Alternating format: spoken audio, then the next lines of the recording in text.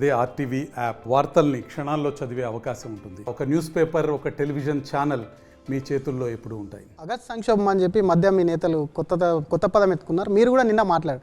ఏంటి అసలు ఈ ఆగస్ట్ సంక్షోభం ఏంటి? ఆగస్టులో కాంగ్రెస్ ఏమన్నా కూలగొట్టబోతుందా BJP? Any action plan? Sir, ఇప్పుడు స్వయంకృత అపరాధం రాజకీయాల్లో హత్యలు ఉండవు సార్, ఆత్మహత్యలు మాత్రమే ఉంటాయి. మీరు చేసినటువంటి పొరపాట్లకి మీరే బలవుతారు తప్ప ఇంకొకరు బలిగారు సార్. నేను కర్మ సిద్ధాంతాన్ని నమ్ముతా శ్రీధర్ అన్న. ఓకేనా? ఇంతకుముందు దేవుని దగ్గర ఈ కంప్యూటర్లు, ల్యాప్టాప్లు ఇట్లాంటి లేకపోయిండు. చిత్రగుప్తుడు ఒక్కడే ఉంటుండే, పాపం రాస్తూ ఉంటుండే. అందుకని వెనకడికి మీ నాయననో మీ తాతనో ఏం చెప్తారంటే, శ్రీధర్ తప్పు చేయకురా, తప్పు చేస్తే నీ పిల్లం పిల్లలకి ఉసురు తాకుతుందిరా బాబు అని చెప్పేటోళ్ళు. కానీ ఇప్పుడు దేవుడు కూడా హుషారైంది, దేవుని దగ్గర కూడా ల్యాప్టాప్లు వచ్చింది. నీ లెక్క నీకే చెప్తున్నాడు. పాపం భార్య పిల్లల్ని ఎందుకు కోసపెట్టాలని శ్రీధర్ తప్పు చేస్తే శ్రీధర్కే ఇస్తూ ఉన్నాడు. అట్లా కాంగ్రెస్ ఏమైనా తప్పులు చేసుకుంటే వాళ్ళే అనుభవిస్తారు. అయితే ఇక్కడ ఆగస్టుకి ఎందుకు లింక్ అవుతుందంటే, రేవంత్ రెడ్డి గారి ఆరిజిన్ తెలుగుదేశం పార్టీ నుంచి వచ్చింది కాబట్టి రేవంత్ రెడ్డి గారికి ఎడమకు కుడి పక్కన ఉన్న వాళ్ళు ఇద్దరు కూడా కంఫర్టబుల్గా లేనట్టు కనబడుతున్నారు. కాబట్టి ఎవరు ఇద్దరు పదే చెప్తారు ఎడమ కుడి? మీరు రోజు టీవీలు చూస్తుంటారు కదా, రేవంత్ రెడ్డి గారు మాట్లాడేటప్పుడు ప్రెస్ మీట్లో కూర్చున్నప్పుడు ఎడమ చేతికి ఎవరున్నారు, కుడి చేతికి ఉన్నారు, రేపు చూడుండ్రి వాళ్ళ ఫీలింగ్స్ ఎట్లున్నాయి, వాళ్ళు ఎట్లున్నారు చూడుండ్రి. ఉదాహరణకి నెంబర్ 2గా ఈ పక్కన బట్టి గారు కూర్చుంటారు. బట్టి గారు మొన్న సిపిఎం పార్టీ ఆఫీస్కి పోయారు, మాకు మద్దతు ఇరి నరేంద్ర మోడీని ఓడగొట్టాలని ఇక్కడ బట్టి గారు అడుగుతున్నారు. ఇదే టైంలో అదే రోజు సేమ్ టైంలో ఈ పక్కన రేవంత్ రెడ్డి గారు అడిగిపోయారు. ఏడికి? ఆ పక్కనున్న రాష్ట్రానికి పోయారు, కేరళకు పోయారు. కేరళకు పోయి పినరసు విజయన్ అనే ముఖ్యమంత్రి నోటికి ఎంత వస్తే అంత తిట్టిండు. కమ్యూనిస్టు వాళ్ళు అవినీతి పరులు, దొంగలు, కమ్యూనిస్టులు, వీళ్ళు ఏదో రకరకాలైనటువంటి మాటలు తిట్టిరు. సో ఇది ఇక్కడ రేవంత్ రెడ్డి గారిది ఒకటి, ఇక్కడ బట్టి విక్రమార్క గారిది ఒకటి ఉంటుందా సార్? కాంగ్రెస్ పార్టీ అంటే ఒకటే ఉండాలి ఎజెండా. కాంగ్రెస్కు కమ్యూనిస్టులు దోస్తులు అయితే తెలంగాణలో దోస్తులు కావాలి, ఆంధ్రప్రదేశ్లో దోస్తులు కావాలి, తమిళనాడులో కూడా దోస్తులు కావాలి, ముఖ్యమంత్రి గారికి దోస్తులు కావాలి, ఉప ముఖ్యమంత్రికి కూడా దోస్తులు కావాలి. ఉప ముఖ్యమంత్రి ఏమో మీరు దేశభక్తులు రాన్రి మాకు సపోర్ట్ చేయరు అంటాడు, ముఖ్యమంత్రి పోయేమో వాడు దొంగ అని తిట్టొస్తా ఉన్నాడు.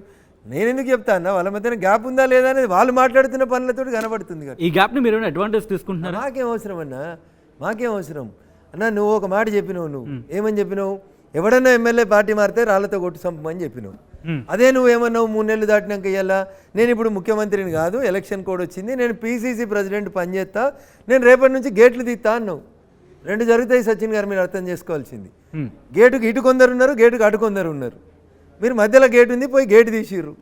సచిన్ ఉద్దేశం ఏంటంటే అవతల ఉన్న వాళ్ళు యువతలకి రావాలనేది కోరికతోటి సచిన్ గేటు తీసిండు. కానీ యువతలు ఉన్న వాళ్ళు అవతలకు పోకుండా చూసుకోవాల్సిన బాధ్యత కూడా సచిన్ మీదనే ఉంటుంది. పోతే ఏం చేస్తారు? ఎవరు వెళ్ళేవాళ్ళు? నాకెందుకన్నా, వాళ్ళని అడిగితే చెప్తారు, వాళ్ళే చెప్తారు, నేనెట్లు చెప్తాను? కాదు, ఎంత ధైర్యంగా ఎంత నమ్మకంతో చెప్తున్నారుగా. నేను ఎందుకు ఈ మాట చెప్తా ఉన్నానంటే, కాంగ్రెస్ పార్టీలో రేవంత్ రెడ్డి గారి కంటే చాలామంది సీనియర్లు ఉన్నారు. వాళ్ళు మేమే ముఖ్యమంత్రి కావాలని కోరుకున్నారు, అనుకున్నారు, ఆశపడ్డారు. తప్పనిసరి పరిస్థితులలో అధిష్టానం చెప్పిందని నోరు మూసుకొని రేవంత్ రెడ్డి గారికి కుడి ఎడమలుగా కూర్చుంటున్నారు. సో ఎవరికైనా అన్న, రాజకీయాల్లో ఉన్న వాళ్ళకి ఎమ్మెల్యే అయిన తర్వాత మంత్రి కావాలనిపిస్తుంది, మంత్రి అయినాక ముఖ్యమంత్రి కావాలనిపిస్తుంది. అట్లా ఆ పక్కన కూర్చున్న వాళ్ళు మేము అరే ఈయన నిన్నగాక మొన్న వచ్చి మా కుర్చీ గుంజుకుపోయిందని బాధపడుతున్న వాళ్ళు కాంగ్రెస్లో చాలామంది ఉన్నారు. కొంతమంది ఆన్ రికార్డులో మాట్లాడతారు, కొంతమంది ఆఫ్ ది రికార్డులో మాట్లాడతారు. వాళ్ళు ఎవరో నాకంటే ఎక్కువ మీకే తెలుసు, ఎందుకన్నా నా నోటితో చెప్పిస్తారు. నమస్తే అండి. ఇది వ్యాపారం గురించి కాదు, ఓటు గురించి. ఎన్నికల్లో ఓటు వేయడం మన హక్కు మాత్రమే కాదు, కర్తవ్యం. ఎంతో మంది మహా నేతలు శ్రమించి ప్రాణత్యాగం చేసి ఈ అవకాశాన్ని మనకిప్పించారు. అందరూ ఓటు వేద్దాం, ఎందుకంటే ఓటు హక్కు ఊరికే రాదు. నా ఓటు ఎవరికో తెలుసా? అది సీక్రెట్ అండి.